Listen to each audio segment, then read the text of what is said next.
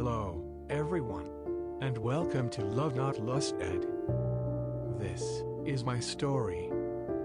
When I was 8 or 9, I was playing a game, a Batman game, and I decided to go to the corner of the room. I remember a balloon being there, probably from a recent birthday. I was all alone. That corner was the moment I experimented. The moment I touched myself, and was my introduction to this addiction. See, I didn't start from seeing something online or an advertisement. I started on my own. And this is what made it hard for me. It wasn't until a year later that I figured out what pornography was, and I believe that was one of the largest downhills of my life, but also one of the best things that could have happened to me. That is because I am here, right now, taking action for what's right, and to share my story. I want to begin by explaining the why. Why I didn't just continue with what I was doing, mindlessly. Because there was a hole in my life, a gap. And a dark one at that.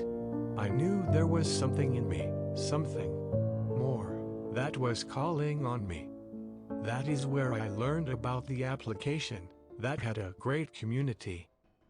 I learned so much about what I was going through, and it changed my view on so much. It also gave me the strongest thing you could get, knowing you are not alone.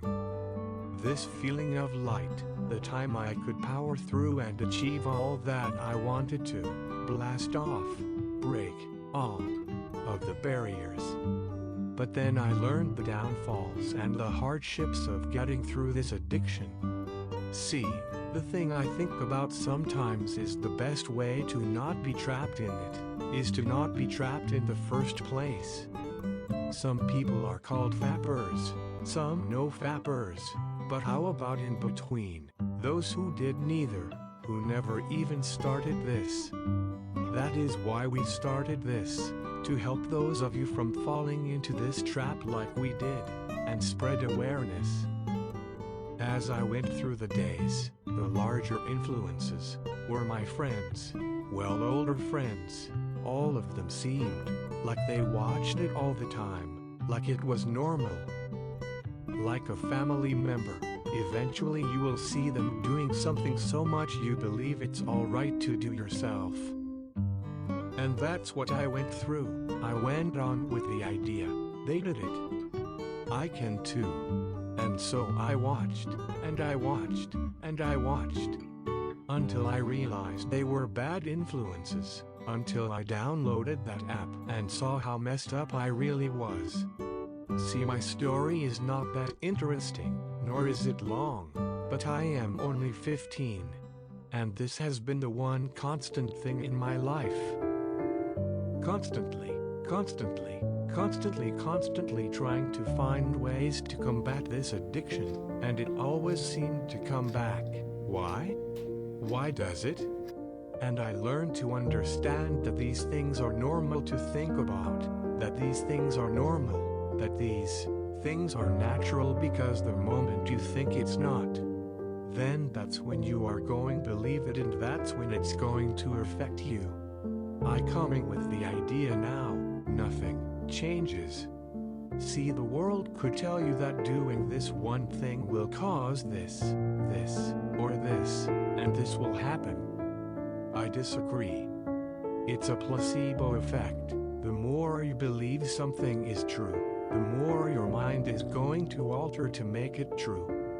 When you believe that you lose all these things and you are dead set on believe it because of facts, it's untrue. If you believe that you lost nothing, and you have no scientifically proven downsides to what you are doing now, you have made a small victory. Because you made yourself believe you are the same person you was before you relapsed.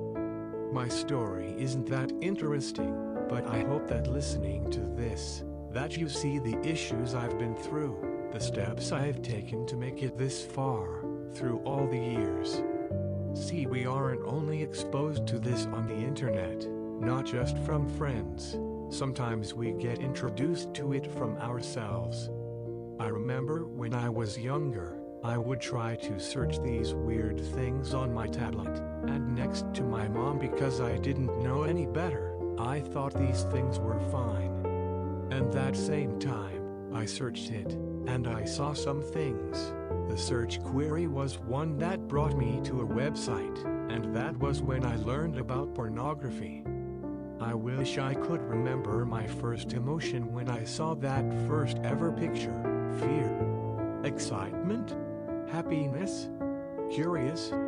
I may not know how I felt then, but I know how I feel right now, right at this moment. My story isn't that interesting, but it is one that should be heard, and one that needs to be told. Thank you.